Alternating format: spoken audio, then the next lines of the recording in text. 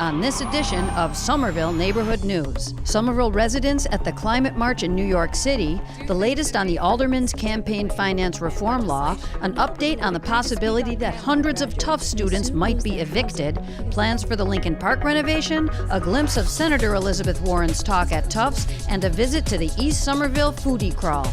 These stories and more on this edition of Somerville Neighborhood News. Hello, and welcome to Somerville Neighborhood News. Today is September 23rd. I'm Justin Page. Somerville Neighborhood News is a community service production of SCATV, put together by staff, interns, and your neighbors. We bring you the news every 2 weeks on SCATV, Channel 3, and on our website, somervilleneighborhoodnews.org. We hope you'll share our stories by sending a link or posting to Facebook. We begin in New York City. Reporter Elijah Kaplan was there at the People's Climate March on September 21st. Over 300,000 people came from across the country and around the world. Movie stars, rock stars, politicians, children, teachers, professors, labor unions, and Somervillians. The 5-hour march included a moment of silence to remember those affected by climate change.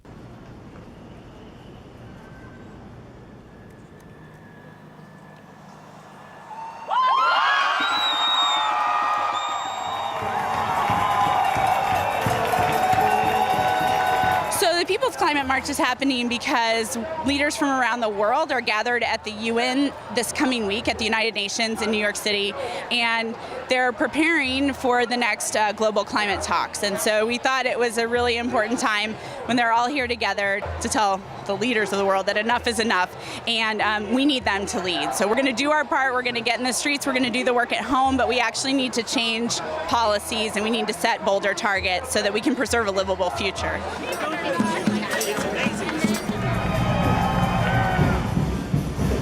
I'm here to change history. I think we need massive changes on so many levels right now in order to fight climate change, and we need to show our global politicians that this is important to everyone, and I just want to be a part of that.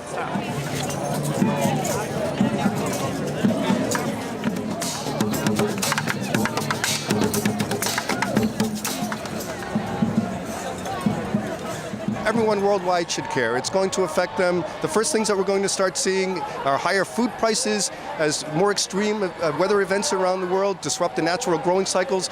With every 1 degree centigrade rise in temperatures is a 10% loss in fertility or production from the field. So if the temperature truly climbs 2-3 degrees or whatever is being discussed right now, it'll be catastrophic for the world in a way that's never been seen before. We are the students too. We are the future three. We will not let you kill our planet.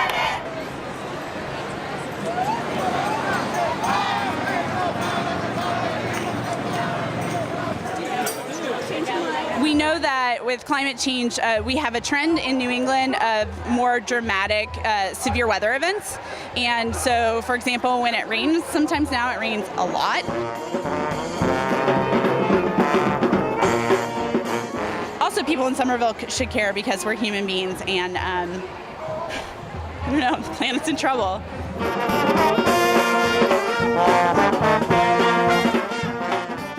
The media are saying that the demonstration was the largest climate march in history. It was one of many around the world that day. New studies from the UN and the U.S. government show that the level of carbon dioxide in the atmosphere is rising dramatically. The reports show that last year it was measured at just under 400 parts per million, about 40% higher than in pre-industrial times. Now, a story from Tufts.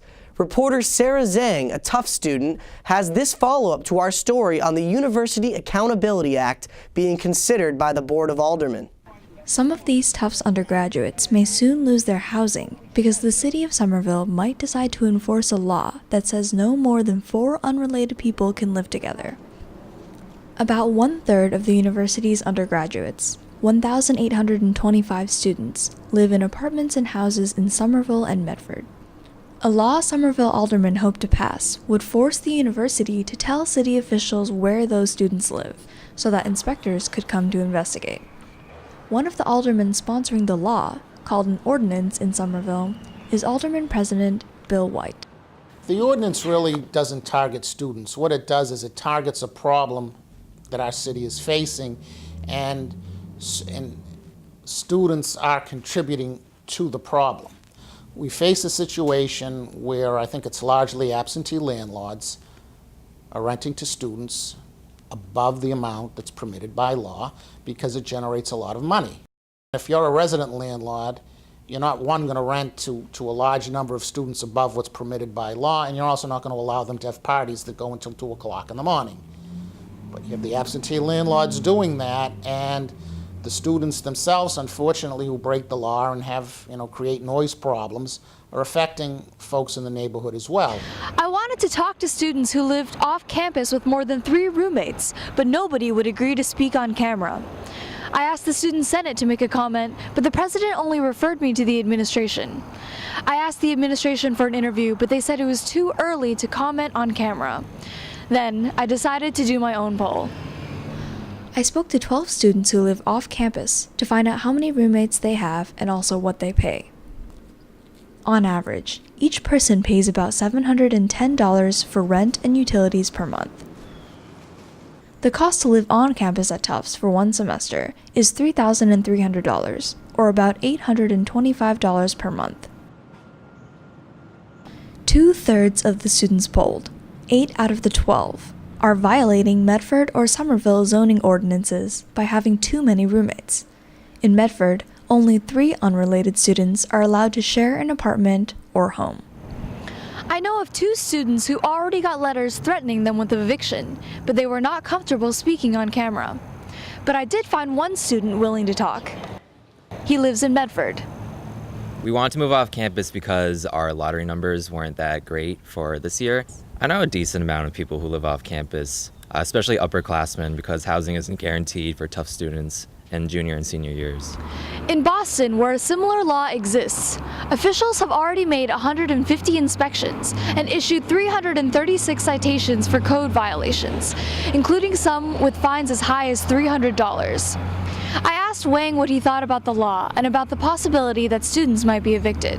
I don't think evicting a student is a great idea at all. I mean, we have homework due tomorrow. We can't afford to get evicted and find a place to live in a short period of time. Wang said he was unaware of the zoning rules. I did find the zoning laws listed on the Tufts housing website, but it took some digging. I don't think that Tufts should have to supply a directory. I think what the city should do is send Tufts a letter saying that, hey, look, that this is a law and that you need to let your students be aware that this is a law and we can enforce it. If students really don't know it exists, then it maybe is in part incumbent upon Tufts to make sure that they do know about it. And I would think if it is prominently displayed in the early information that's sent out to potential students so that they know, then it's a matter of the student really has to pay attention to it. Right now, the potential law is being studied by the city's attorneys, but it could pass as soon as this fall. Tufts would not comment on camera about the law, but did say, quote, "We are happy to work with the city where safety or neighborhood quality of life issues are concerned. We'll stay on top of this issue." For Somerville Neighborhood News, I'm Sarah Zhang. For more on that story, check out our website, somervilleneighborhoodnews.org, for the previous report. After deliberating for months, the Massachusetts Gaming Commission finally decided on developer Steve Wynn and his plans for a $1.6 billion resort-style casino in Everett. Most of the traffic will come through Sullivan Square. Mayor Joseph A. Curtatone has been urging voters to choose yes on referendum question 3 on Election Day in order to repeal the gaming law. The state's 4 Roman Catholic bishops also recently urged a yes vote. Next, an update on the Board of Aldermen's attempt at passing a local campaign finance reform law. On September 11th, the Board of Aldermen passed an ordinance that says individuals and businesses involved in real estate development here can give no more than $250 to local campaigns. It passed with 7 votes. Mayor Joseph A. Curtatone is expected to veto the ordinance on September 23rd, which means the law would go back to the board for another vote. If one no vote switches to yes, the board will be able to override the veto and the law will pass. Supporters of the ordinance were clear on why they back it. We do things in increments, typically, in legislation and in law. So I think this is an important step, an important increment. Now is the time, I think, for us on the local level to take steps to try to get money out of politics. Right now we have a system that frankly allows the McGuire Group to give $6,000 to the mayor in one day. In one day. So if we could try to limit this, if we could try to scale this back a little bit so that ordinary people have more of a say in what their elected officials do every day, I think we would have taken a very important step as a Board of Aldermen to have made the system just a little bit better. In 2012 and 2013, Curtatone received about $200,000 in donations of $500 or more. Some firms mustered as much as $12,000 over that period. Perhaps 1/4 to 1/3 appear to be development related. Alderman Bill White has led the charge for the ordinance. Probably the inspiration of it was a unanimous resolution that the Board of Aldermen adopted, I don't know, maybe 3 years ago, asking for the overturning of the Citizens United decision, which was a decision by the United States Supreme Court that's allowed much more corporate giving. Since then, donation amounts have skyrocketed. For example, spending on midterm elections this year is 25 times higher than it was in 2006. I've always had a concern that, the influence that money can have. Of course, we're a democracy, and our Supreme Court has said money does, in a way, constitute free speech, so folks do have the rights to contribute, but money can play a large role. If folks raise someone a large sum of money, there's going to be a natural inclination, I think, in human nature on folks' parts to try to help out, the people who do raise the money. And even though it's not bribery or anything, it still has an influence on public policy. That could skew an awful lot of elections, and then, the results might be from the influence of folks outside of Somerville, these developers, versus what the local folks might necessarily want. New York, Chicago, and several New Jersey cities and towns strictly limit campaign contributions in local elections. Will Alderman White and his allies be able to pick up the extra vote needed to override the mayor's veto? We'll be watching. For Somerville Neighborhood News, I'm Jane Regan. The aldermen who voted no were Houston, McWaters, Rossetti, and Connolly. Next, our first Health Minute with Dr. Ira Michelson.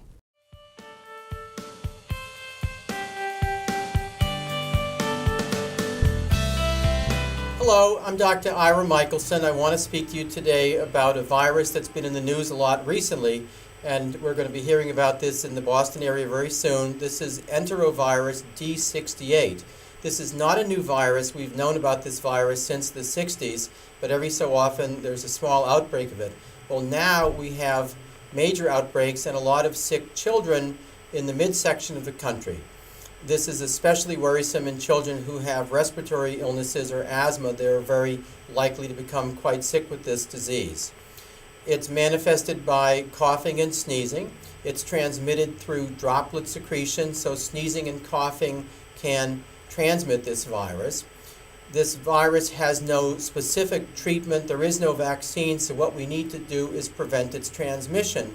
So in practical terms, what that means is that if you're sick, you don't want to go to work or go to school and transmit it to somebody else. If you're at work or school and you're coughing or sneezing, cover your mouth, turn away. Also very important to wash your hands. If you touch a surface and then bring your hands to your mouth or your nose, you could get sick with this virus. So very important to wipe down surfaces and wash. Hand washing is the cornerstone of preventing transmission of this virus. This is your health note for today. This is Dr. Ira Michelson, and we'll see you again next time. For more information, check out the Centers for Disease Control website, cdc.gov, and search for enterovirus D68. You can catch Dr. Michelson every Thursday on SCATV Channel 3 at 7 p.m. on his call-in show, Taking Back Your Health, or go to SCATV's website and watch previously recorded episodes. Now we head to a September 15th meeting about Lincoln Park renovations. Back in 2012, the city said it was revamping the park and would be building an ice rink. Neighbors and coaches were outraged. The plans were scrapped and officials started the process all over again. Somerville's Director of Parks and Open Space, Arne Franzen, led last week's meeting. He presented the results of various studies and gatherings and announced that a landscape architect firm would soon come on board. At the meeting, many expressed their worries that the process is taking too long and that not all teams will be able to practice at Lincoln in the future. Some were adamant about having artificial turf put in, and several people worried that the park would never be renovated. At some point we'd like to say, yeah, there's a realistic timeline, a realistic budget, and we want to see this happen. But right now, again, it seems like we're just talking speculation, and a lot of it's contingent on getting access to things that might take years to get. I can't tell you, I can't provide a schedule for you to say that things are going to happen on a set timeline. I can tell you the city is working on those things, and that we know that there's a need to meet our, the capacity issues of Lincoln Park. In order to address the needs of Lincoln Park, the users do have to be moved someplace else. Right outside the doors here. I'm committed as the Ward 2 alderman here, and I know Mary Jo Rossetti, I have some aldermen at large on the Board of Aldermen who will support me on this, that this park is going to get done. This is a jewel. This has function. I mean, I think even Todd, people who even want to use it for an athletic field want to see this thing get done sooner rather than later. So, it's up to the city to figure out how they meet the needs of their citizens. And the needs of the citizens in this neck of the woods is we're waiting for that park to happen. So I thought there was great conversation tonight. Everybody should be entitled to weigh their feelings and their opinion, and I think Arne listened to them very well. So we've been working on this a long time.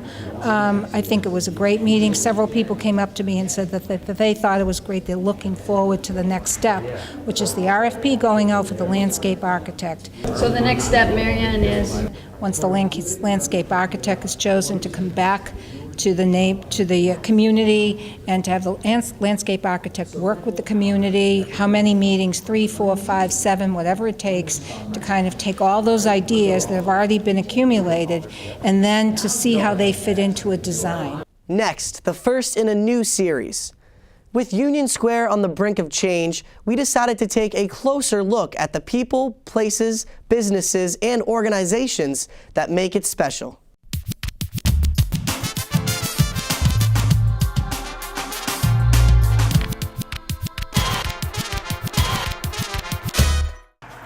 At the end of the season, the gardens are looking a little bit rough.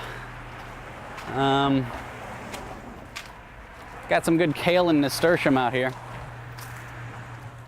This is part of our CrossFit Somerville Urban Agriculture Project, which is a collaborative effort by our members. This coop was designed and built by our members. We had a class to help educate whoever was interested in the care and feeding of chickens. And our goal here is to work together as a community to learn more about food production, food security, urban agriculture. And where does our food come from, right? It's been a lot of fun. Again, the members are the ones working on this. We all as a community get together and plant these, and the members who are working on it take home fresh eggs and fresh vegetables every week. It's kind of our own little farm share. It's more than just community supported agriculture though, it's actually community agriculture. Right now the hive is somewhere north of 20,000 bees. We haven't had anybody get stung yet. They're actually fairly social and out of the way up here on the roof. We've been here in Union Square now for 3 years, and every year we've expanded what we're doing in terms of community service, urban agriculture, and just neighborhood involvement. And I feel like we're part of this growth that's happened, this blossoming that's happening in the neighborhood, and it's really fun to be a part of it. Have a secret place, a fantastic person, a business threatened with eviction, or something else in Union Square you'd like SNN to visit? Get in touch via email at news@scatvsomerville.org. Now, let's go to the Somerville Journal.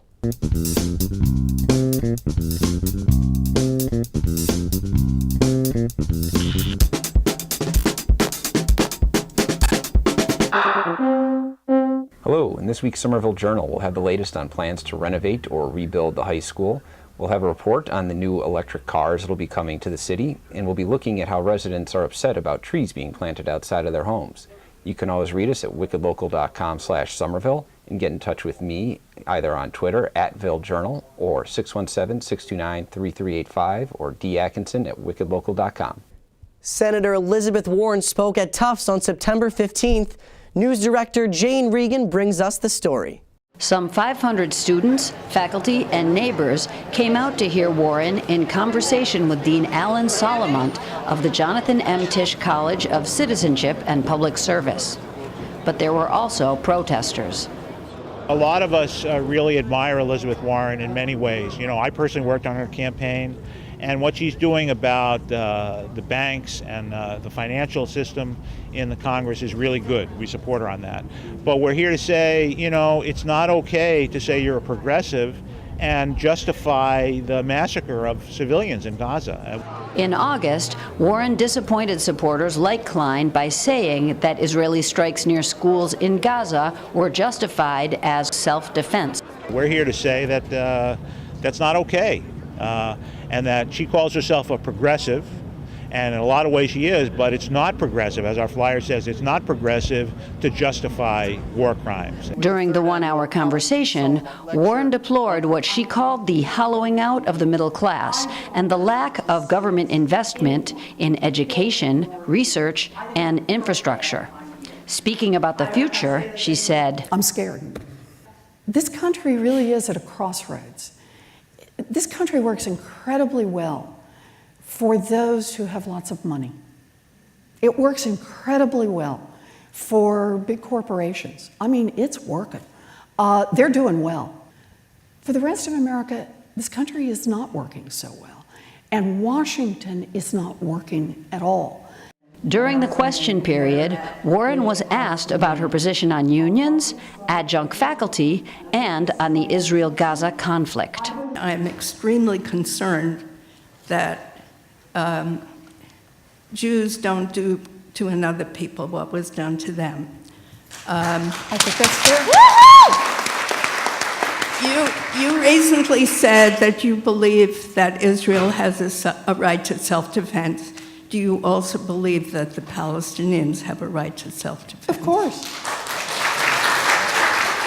So, and the answer is yes. The direction we need to be moving is not to more war. The direction we need to be moving, as I said, I believe we need to move to a two-state solution where both peoples can be secure and safe within their borders. Senator Warren's position on Israel and Gaza did not please everybody, but her comments on the hollowing out of the middle class and the need to invest in infrastructure and education got rounds of applause. Reporting for Somerville Neighborhood News, I'm Jane Regan.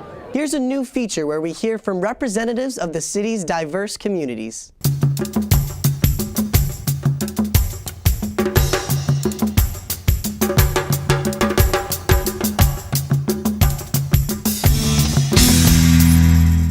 Bon, nous connaissons semaine ça, tout le monde a focus, il a parlé dans Facebook, tous les médias sociaux, nous connaissons parlé de affaire de juge amabilisé avec Jean-Bertrand.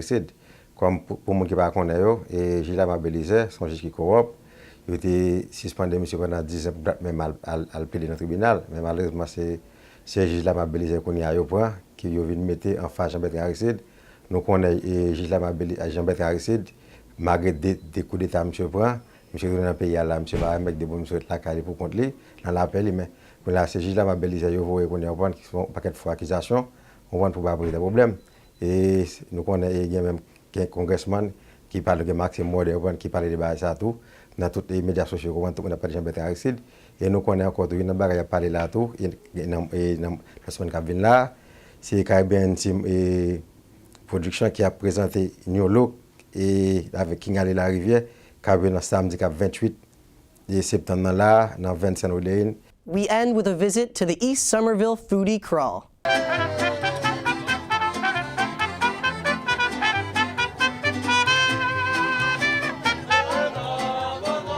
here at the 2014 East Somerville Foodie Crawl, and I'm here with, what's your name, man? Freddie. Freddie? Yes. Nice to meet you, Freddie. So what brings you here to East Somerville tonight? Food. I love food. I love interesting food. I like supporting community restaurants, and it was a great thrill for me to get to eat so many different kinds of food in half an hour. I think it's awesome. I'm super excited to try all these foods here in Broadway. Yeah, I've been to a couple restaurants and they're all really good, so I'm excited. Thumbs up. Well, we've been doing it for a couple of years now, and I think it's an awesome idea, get everybody to get something different. And about tonight's event, I think it's going great. I love it. You're working. How do you like the event so far? It's good. There's a really positive response. A lot more people than I thought were going to be because the weather was kind of not in our favor today, but I'm glad a lot of people came out to support it still, so it's great.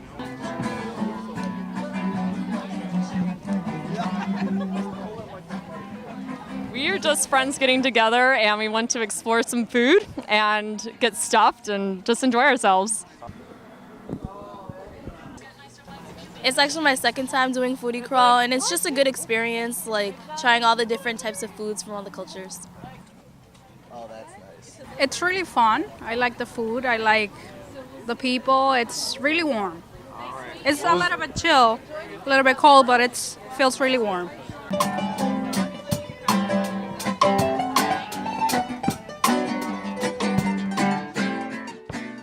Thanks for joining us. We'll be back on October 7th. And don't forget, you can listen to Somerville Neighborhood News online on Boston Free Radio, SCATV's internet radio station. You can hear it every Friday from 6 to 6:30 p.m. at bostonfreeradio.com. You can also watch and read news stories at somervilleneighborhoodnews.org. And be sure to check out our Facebook page, SCATV SNN, and share your favorite segment, or send a tweet at SCATV SNN. We welcome you to get involved with Somerville Neighborhood News. Become a reporter, or just send in your ideas. Call us at 617-628-8826, or write to news@scatvsomerville.org.